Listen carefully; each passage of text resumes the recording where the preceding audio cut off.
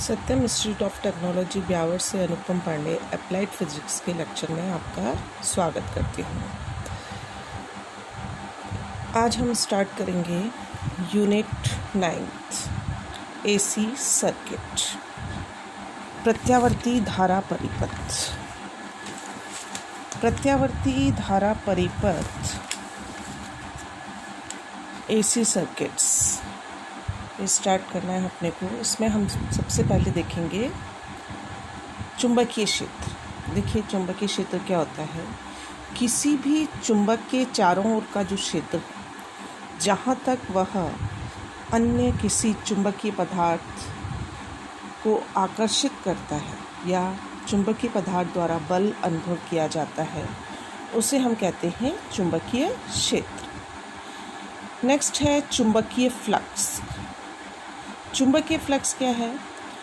किसी चुंबकीय क्षेत्र में स्थित प्रति एकांक क्षेत्रफल से पृष्ठ के लंबवत गुजरने वाली बल रेखाओं की संख्या चुंबकीय फ्लक्स कहलाती है। किसी चुंबकीय क्षेत्र में स्थित प्रति एकांक क्षेत्रफल से पृष्ठ के लंबवत गुजरने वाली बल रेखाओं की संख्या चुंबकीय फ्लक्स कहलाती है।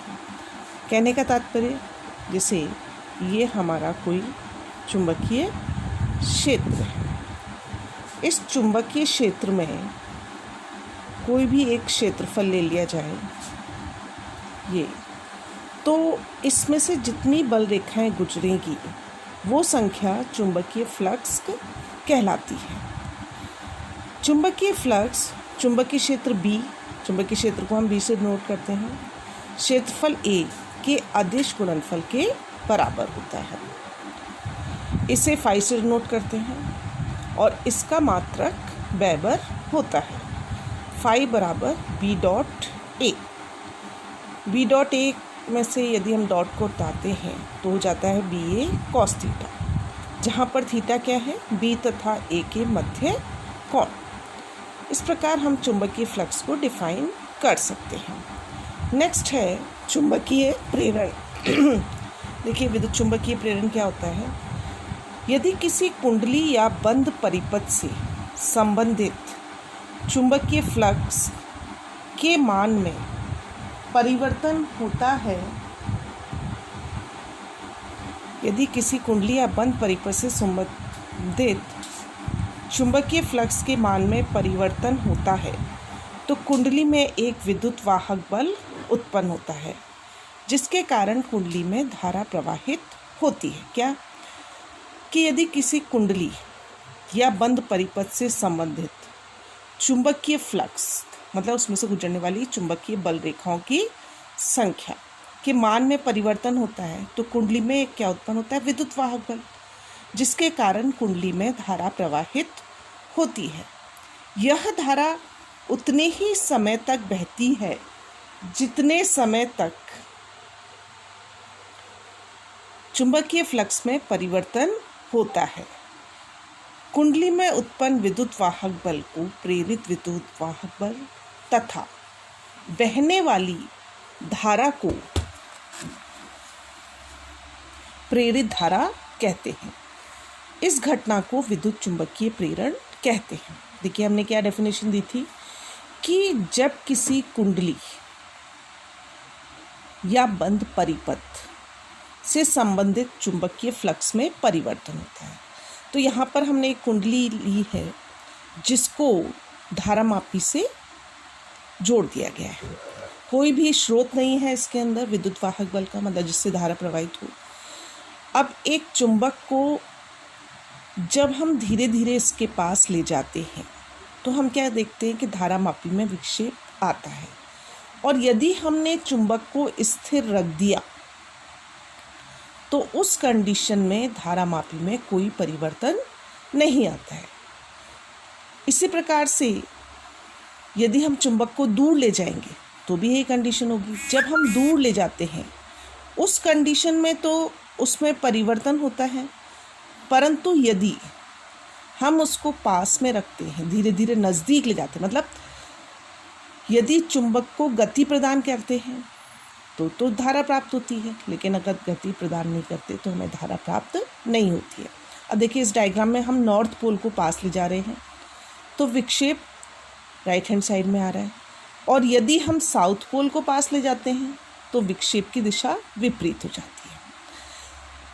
तो चुंबक को जब हम नज़दीक ले जा रहे होते हैं तो इस कुंडली में से गुजरने वाली जो बल रेखाओं की संख्या है उसमें परिवर्तन होता है, लेकिन यदि हमने उसको स्थिर रख दिया तो उसमें से गुजरने वाली जो बल रेखाओं की संख्या है उसमें परिवर्तन नहीं होगा, लेकिन गतिमान है तब परिवर्तन होता है।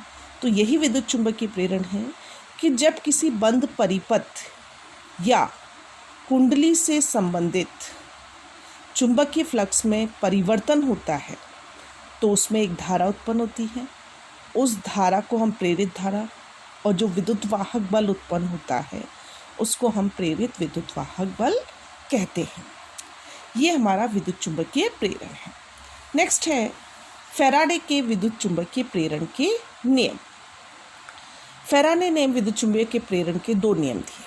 देखिए फर्स्ट, जब किसी परिपथ से संबंधित चुंबकीय फ्लक्स में परिवर्तन किया जाता है तो परिपथ में एक प्रेरित विद्युत वाहक बल उत्पन्न होता है और साथ में प्रेरित धारा उत्पन्न होती है। यह प्रेरित विद्युत वाहक बल व प्रेरित धारा तब तक परिपथ में उत्पन्न रहते हैं जब तक कि परिपथ से संबंधित चुंबकीय फ्लक्स में परिवर्तन होता रहता है। ये जो डेफिनेशन है हमारी विद्युत चुंबकीय प्रेरण की, वही फैराडे के विद्युत चुंबकीय प्रेरण का प्रथम नियम है। वापस से पढ़ती हूँ मैं एक बार। जब किसी परिपथ से संबंधित चुंबकीय फ्लक्स में परिवर्तन किया जाता है तो परिपथ में प्रेरित विद्युत वाहक बल एवं प्रेरित धारा उत्पन्न होते हैं। ये प्रेरित विद्युत वाहक बल व प्रेरित धारा तब तक परिपथ में उत्पन्न होते रहते हैं जब तक कि परिपथ से संबंधित चुंबकीय फ्लक्स में परिवर्तन होता रहता है। प्रेरित विद्युत वाहक बल खुले व बंद परिपथ दोनों में उत्पन्न होता है, लेकिन प्रेरित धारा केवल बंद परिपथ में ही उत्पन्न होती है। प्रेरित विद्युत धारा बंद परिपथ में ही उत्पन्न होगी, विद्युत वाहक बल तो दोनों परिपथ में उत्पन्न होगा। ये है हमारा प्रथम नियम। अब हम बात करते हैं द्वितीय नियम की। देखिए द्वितीय नियम क्या है। जब किसी परिपथ से संबंधित चुंबकीय फ्लक्स में परिवर्तन किया जाता है तो इसमें प्रेरित विद्युत वाहक बल का मान फ्लक्स परिवर्तन की दर के समानुपाती होता है। मतलब उसमें फ्लक्स किस तरीके से परिवर्तित हो रहा है उस परिवर्तन की दर के समानुपाती होता है। तो यदि परिपथ से संबंधित चुंबकीय फ्लक्स में dt समय में d परिवर्तन होने से E विद्युत वाहक बल उत्पन्न होता है।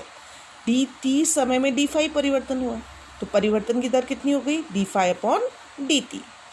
विद्युत वाहक बल E, तो E is proportional to d∅/dt। यही हमारा फैराडे का द्वितीय नियम है। इस प्रकार से विद्युत चुंबकीय प्रेरण क्या है और फैराडे के विद्युत चुंबकीय प्रेरण के नियम हैं।